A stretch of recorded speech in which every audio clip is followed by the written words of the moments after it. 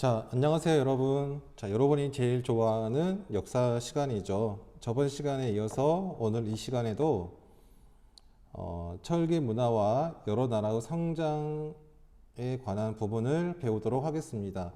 교과서는 22에서 23페이지에 나와 있으니까 지금 교과서를 펴주세요. 자, 교과서를 다 폈나요? 그러면 저번 시간에 이어서 이 한반도 남쪽에 있는 이 사만이라고 한 나라, 이 마한과 진한, 변한 이 세 개의 한을 합쳐서 삼한이라고 하거든요. 이 삼한의 모습에 대해서 알아보도록 하겠습니다. 자, 지난 시간에 배웠던 내용인데요. 자, 여러 나라가 성립하는데 바탕이 된 것이 있었죠. 이것이 널리 보급됨으로써 부족 간의 통합, 활발한 전쟁을 통해 부족 간의 통합이 이루어지게 됨으로써 이 만주와 한반도에 여러 나라가 등장하게 되었다고 했거든요. 자, 이것은 무엇일까요? 네, 그렇죠. 바로 자, 여기 위에 나온 힌트처럼 철기를 사용했기 때문이죠. 그러면 이 시간에 배울 내용과 관련된 코너, 자, 오늘의 어록입니다. 자, 오늘의 어록을 보면은 여러 나라에는 각각 별도의 지역이 있는데 이를 소도라고 한다. 이 소도에는 큰 나무를 세우고 그 지역으로 도망온 사람은 점점점 이렇게 나와 있는데 이 점점점에 들어갈 내용은 무엇일까요? 아마 여러분들이 초등학교 때 배웠을 거예요. 네, 그렇죠. 소도로 도망온 사람은 관리라고 할지라도 소도에 들어온 사람을 잡아갈 수 없었다. 자, 이것을 통해서 알 수 있는 당시 사만의 모습은 무엇일까요? 네, 그렇죠. 바로 재정분리. 네, 정치와 종교가 분리되고 있었다고 하는 것을 보여준다고 하는 것이죠. 이 소도라고 하는 곳은 바로 제사장이 머무르는 곳이기 때문에 왕의 관리라고 할지라도 함부로 들어올 수 없었거든요. 그래서 정치와 종교가 분리된 사회의 모습을 보여준다는 것이죠. 자, 그러면 학습 목표로 봅시다. 저번 시간 낸 것 같아요. 네, 철기를 바탕으로 해서 여러 나라가 성립했는데 특히 이 시간에는 이제 사만을 알아보고요. 그래서 사만의 정치 사회 모습의 공통점과 차이점을 비교할 수 있다라고 하는 부분입니다. 이거는 한반도 남쪽 지역, 남부 지역은 그 온대 기후이기 때문에 날씨가 따뜻해서 농사가 잘 됩니다. 그런데 농사에 있어서 필요한 게 물이죠, 물. 이제 비가 내려야 되는데 가끔씩 가뭄이 들면 농작물이 시들어가지고 인간 또한 굶어 죽을 수가 있죠. 자, 이거를 막기 위해서는 어떻게 해야 될까요? 그렇죠. 바로 저수지를 만들어야겠죠. 그래서 여기 사만 지역에서는 옛부터 저수지가 만들어져서 현재도 이어져 오고 있는 곳이 있죠. 네. 자, 그러면 사만의 성장을 봅시다. 자, 사만은요, 이 고조선이 멸망한 다음에 철기 문화를 가지고 있던 이 유민들. 자, 이 유민이라고 하는 것은 이 망한 나라의 백성들을 일컫는 말이거든요. 자, 이들이 남쪽으로 내려왔어요. 이렇게 내려와 가지고 각 지역으로 흩어지면서 그 지역에 있는 토착민들과 결합을 하죠. 그래서 이 사만 지역에 철기 문화가 전파가 됩니다. 철기 문화가 전파가 되니까 이제 전쟁이 활발해져서 이 부족 간의 통합이 이루어지고 그로 인해서 이제 수백 개의 나라가 생기게 되었는데 그거를 대표하는 것이 여기 나온 것처럼 이 마한과 진한과 변한이라고 하는 것이죠. 그래서 이들 지역에서는요, 군장, 즉 신지읍차라고 불리는 군장들이 각 지역을 통치를 했고요.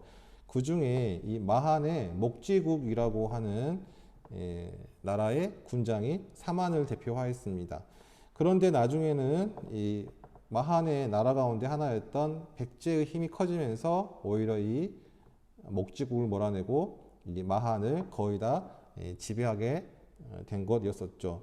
반면에 진안 같은 경우에는 사로국이 신라로 발전해서 신라에 의해서 진안이 통합되고요. 그 다음에 구야국에서는 가야가 발전해서 이 변안이 하나로 통합이 되었죠. 가야로 통합이 되었죠. 자, 그 다음에 이제 사만의 성장인데요. 자, 이 지역은 기온이 따뜻하기 때문에 농업이 발달했고요.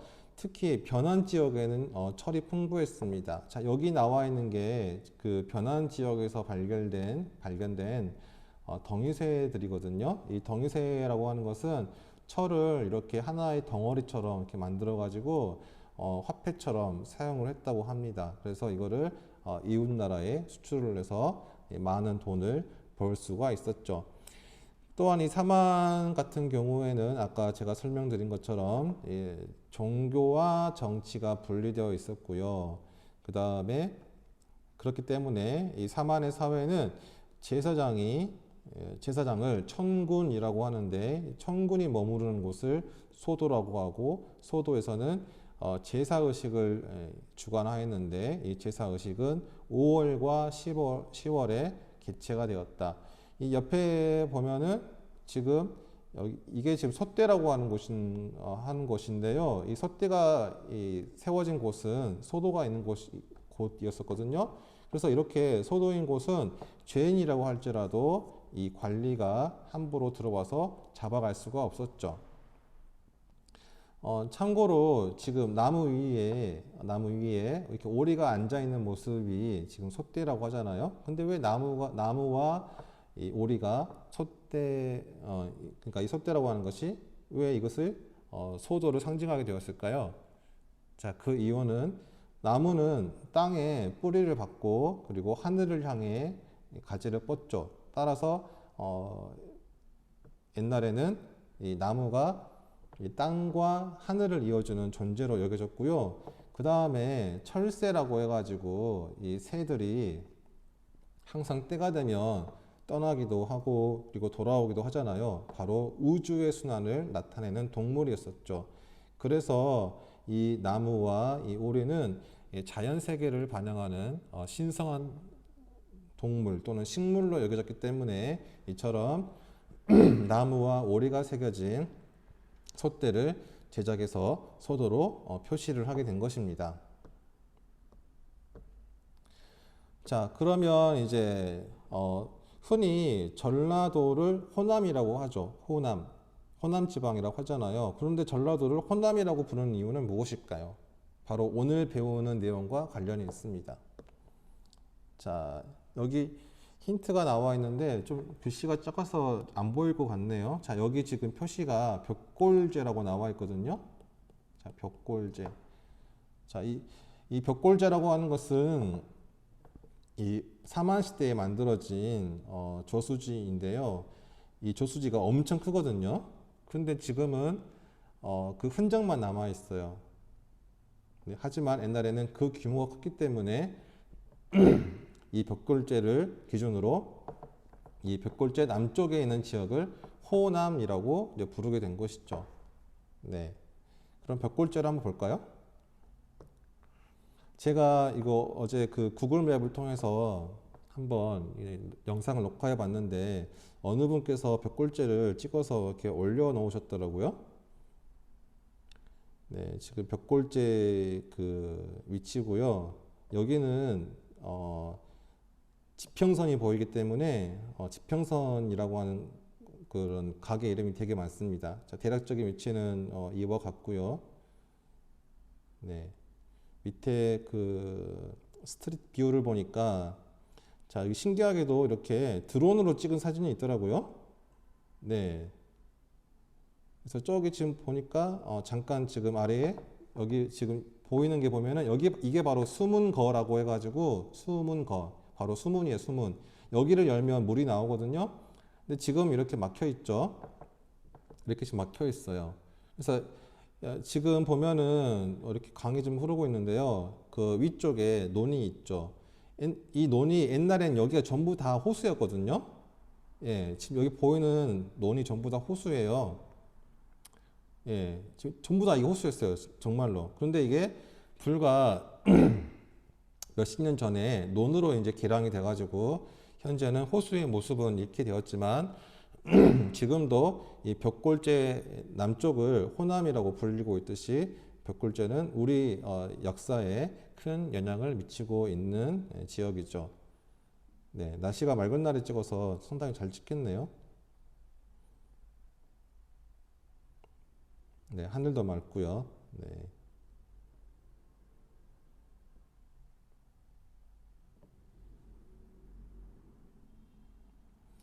자, 그러면은 이제 다음 것을 알아봐야 되는데 어, 자, 우리 고장의 문화유산 코너입니다. 자, 우리 고장에는 자, 이 마한의 유적지가 있거든요. 물론 광주도 마한에 속하기 때문에 자, 광주에도 마한의 유적지가 있겠죠. 그러면 광주에 있는 마한 유적지는 어디일까요, 여러분? 혹시 그 신창동이라고 들어봤나요? 신창동 유적지. 여기가 상당히 유명한 곳이거든요. 이 고고학을 공부하시는 분들에게는. 왜냐하면은 마한 시대의 그런 모습이 고스란히 발견됐기 때문에 그래요. 자, 자 보니까 자 여기 지금 울리중학교에서 이제 좀 걸어가지고 풍암 사거리 가면은 47번 버스가 있습니다. 자 그래가지고 이거 탄 다음에 저 터미널을 지나가지고 가면은 16번이 지나가거든요. 16번으로 환승한 다음에 여기 그 신창동이 있어요. 거기서 내리면은 바로 그 신창동 유적지에 도착을 할 수 있습니다. 네, 1시간도 안 걸리죠. 자, 그래서 이 당시 발견된 유물을 보니까 이러한 그 수레를 탔던 그러한 모습을 추정할 수 있었고요. 제일 흥미로웠던 것은 이렇게 악기가 발견된 것입니다. 물론 이제 이건 밑에 나와 있는 것은 복원품이고요. 이게 당시에 진짜 발견된 것인데, 자, 이러한 현악기를 통해서 당시 알 수 있는 마한 시대의 광주 모습은 어떠했을까요? 이 사마는 제천 행사를 두 번이나 할 정도로 제천 행사가 잦았기 때문에 아무래도 이러한 그 음악의 발달해서 이 신창동에서 악기가 발견된 것 같아요. 그래서 2000년 전에 살았던 우리 그 광주 사람들은 아주 음악과 춤을 즐기는 사람들이었다라고 하는 것을 알 수가 있는 거죠. 자, 그러면 이제 생각을 키워요를 같이 풀어봅시다. 철기 시대 사람들은 어떻게 살았을까 나와 있는데 이것도 역시 여러분들이 함께 공부했던 내용이니까 어렵지 않게 풀 수 있겠죠. 자, 그러면은 자, 중국의 책 가운데 삼국지라고 하는 게 있어요. 이 삼국지라고 하는 것은 중국 세 나라의 이야기, 그러니까 위나라, 그 다음에 총나라, 오나라 등 세 나라의 이야기를 적어놓은 책인데 특히 이제 위나라에 관련된 이야기를 적어놓은 부분을 위서라고 하거든요. 근데 이 위나라의 동쪽에 살고 있는 오랑캐들을 동이라고 했죠. 바로 이제 우리 민족을 동쪽 오랑캐라고 했는데요. 이 삼국지 위서를 쓴 사람이 바로 이 동쪽 오랑캐에 관한 이야기를 기록을 해놨어요. 그래서 당시 우리나라에 대한 모습을 살펴볼 수가 있는데 우리 민족에 관한 모습을 살펴볼 수 있는데 자 기역은 산과 언덕 자 넓은 들이 많아서 이제 넓은 들이 많았다. 그다음에 제천 행사에서 날마다 노래하고 춤을 추는데 이름을 용고. 자 여기 용고가 핵심 포인트죠. 자 이곳은 어디일까요? 네 그렇죠 바로 부여이죠 부여. 그 다음에 니은. 자, 니은에는 좋은 농과 밭이 없으므로 부지런히 농사를 지어도 식량이 충분하지 못하다. 이거 역시 선생님이 수업 시간에 언급했던 이야기죠. 농사가 잘 안 된다. 식량이 충분하지 못하다. 그리고 핵심 포인트는 또 여기 동맹, 그 다음에 전투를 잘한다. 자, 이 나라는 어디일까요? 그렇죠. 바로 고구려죠. 어렵지 않죠? 고구려. 그 다음에 이제 여기 옥저가 나왔습니다. 자, 옥저 이야기 나와 있고요. 네. 그 다음에 동해 문제를 풀어볼까요? 동해는 산천을 중요시하여 산과 내마다, 내는 이제 천을 말합니다. 강을 말하죠. 각기 구분이 있어 함부로 들어가지 않는다. 이거를 책화라고 했었죠. 그래서 해마다 10월이 되면 하늘에 제사를 지냈는데, 자, 이거를 무엇이라고 했었죠? 네, 그렇죠. 하늘을 향해서 춤을 췄기 때문에 춤출무에 하늘천자를 써서 예, 무천이라고 했었죠. 그 다음에 한은 세 나라가 있었으니, 자, 리을은 뭘까요? 그렇죠. 바로 우리 지역에 속해 있는 마한이죠. 마한. 그래서 5월이면 씨 뿌리기를 마치고, 자, 지금도 5월 달이면은 씨를 뿌리죠. 그 다음에 마친 다음에 제사를 지내고 나서 이제 흥겹게 또 놀겠죠. 그 다음에 10월에 또 농사를 마치고 나서 또 이렇게 또 제사가 또 끝나고 나면은 또 흥겹게 춤과 노래를 즐겼겠죠. 그 다음에 이제 본문을 바탕으로 해서 철기시대 여러 나라의 모습을 마인드맵으로 그려보자라고 되어 있는데, 자, 이와 같은 모습으로 정리를 하면은 여러분들이 나중에 공부할 때 도움이 될 것 같습니다. 자, 그 다음에 오늘 배웠던 내용을 한마디로 요약을 해볼까요? 자, 여러 나라는 공통적으로 땡땡을 열었으며 그 배경은 자, 무슨 문화가 발달했기 때문일까요? 자, 이 행사를 열었던 거는 이것 때문이죠. 이 신석기 시대부터 시작이 되었는데 앞으로 이게 잘 되길 바라는 마음에서 아마 지금도 하고 있지 않을까요? 네, 바로 제천이죠. 그 다음에 그 배경은 하게 된 거는 농경 문화가 발달했기 때문이다. 네. 그러면 이제 교과서에 나와 있는 스스로 확인해요를 같이 풀어봅시다. 자, 다음 추성을 참고해서 설명하는 용어를 써보자라고 나와 있는데, 저기 1번은 비읍 이응 나와 있죠. 자, 철기 시대에 만주 숭화강 주변에서 성립한 나라라고 합니다. 이거는 어디일까요? 그렇죠. 부여죠. 부여. 그 다음에 2번은 시읒과 디귿이 나와 있는데 삼안에서 천군이 제사를 주관한 곳이다. 이건 어디죠? 아까도 설명했는데, 그렇죠. 이 소도죠. 소도. 그다음 3번, 자, 동해에서 다른 부족의 경계를 침범하면 노비나 소말로 보상하던 풍습. 이것도 아까 침해했었죠. 예, 책화죠. 책화. 그 다음에 4번은 아마 아는 사람도 있고 모르는 사람도 있을 텐데, 그 철기 시대에 중국과 교역하였음을 보여주는 화폐가 교과서에 나와 있거든요. 이게 칼 모양이고, 그 칼 모양의 화폐에는 한자로 명이 새겨져 있어서 이렇게 부르죠. 그렇죠. 예, 바로 명도전이죠. 명도전. 네, 도전. 그 다음에 5번은 시읒, 이응, 지읒인데, 자, 신랑이 신부 집에서 일정 기간 살았던 고구려의 혼인 풍습을 일컫는 말. 우리가 장가를 간다라고 하는 말의 어원이 됐잖아요. 이러한 제도를 그렇죠. 이 소옥제라고 하죠. 소옥제. 그 다음에 신부가 어릴 때 신랑의 집에서 자라는 옥조의 혼인 풍습이 있었죠. 그래서 이제 신부가 다 자라면은 신랑은 신부 집에 혼인 비용을 치르고 정식으로 혼인을 올렸죠. 이거를 바로 그렇죠. 예, 민며느리제라고 했었죠. 자, 이렇게 해서 이제 정리를 해봤는데요. 자, 다음 시간에는 자, 그 만주와 한반도에 등장했던 여러 나라 가운데서 가장 먼저 두각을 나타냈던 나라는 바로 고구려였죠. 그러면 고구려가 어떻게 해서 이 동북아시아의 강자가 될 수 있었는지에 대해서 다음 시간에 알아보도록 하겠습니다. 자, 고생하셨습니다.